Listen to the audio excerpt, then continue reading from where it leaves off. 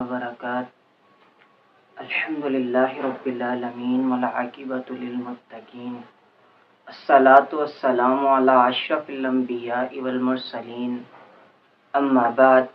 فاعوذ باللہ السمیع العلیم من الشیطان الرجیم بسم اللہ الرحمن الرحیم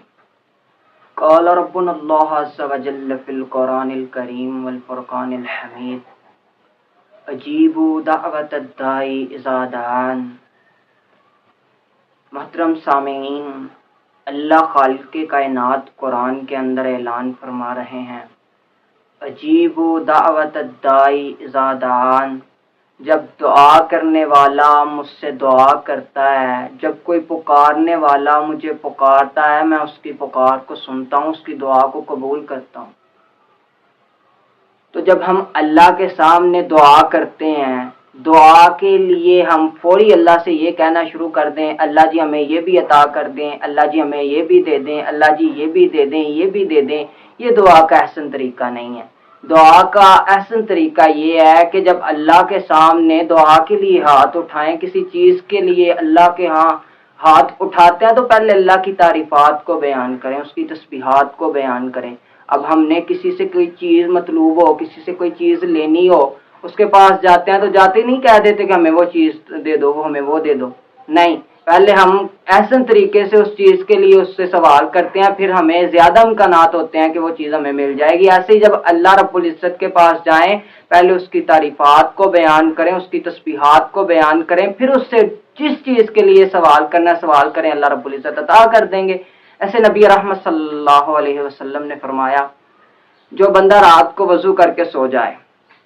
پھر جب بھی اس کی آنکھ کھلتی ہے، کسی بھی پہر کسی بھی کام کے لیے وہ اٹھتا ہے، چاہے وہ قضائے حاجت کے لیے اٹھ رہا ہے، چاہے پانی پینے کے لیے اٹھ رہا ہے، جب بھی وہ اٹھتا ہے تو وہ اللہ سے جو دعا کرے گا، یہ کلمات کہے، پھر اللہ سے جو دعا کرے گا اللہ رب العزت وہ دعا قبول کر لیں گے۔ وہ کون سے کلمات ہیں؟ لا الہ الا اللہ وحدہ لا شریک لہ لہ الملک ولہ الحمد وہو علی کل شیء قدیر،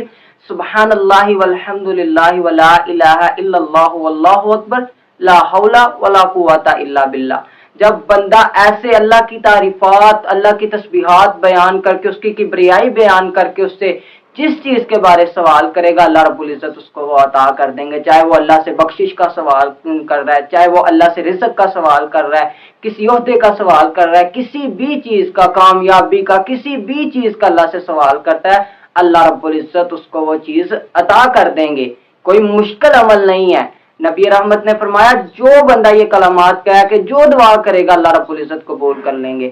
چند الفاظ ہیں، چند الفاظ، اگر ہم یہ الفاظ پڑھ کے اللہ سے دعا کریں گے، ہماری دعا کے اندر ایک حسن آ جائے گا، اور وہ حسن اللہ کو اتنا پسند آئے گا، اتنا پسند آئے گا کہ اللہ رب العزت ہمیں وہ چیز عطا کر دیں گے جس کا ہم سوال کر رہے ہیں۔ تو اس لیے جب بھی اللہ سے کسی چیز کے لیے، دعا کے لیے، کسی بھی چیز کے لیے ہاتھ پھیلائیں تو پہلے اس کی تعریفات کو، اس کی تسبیحات کو، اس کی کبریائی کو بیان کریں، پھر اللہ سے اس چیز کا سوال کریں، انشاءاللہ اللہ رب العزت وہ چیز عطا کر دیں گے۔ وآخر دعوانا الحمدللہ۔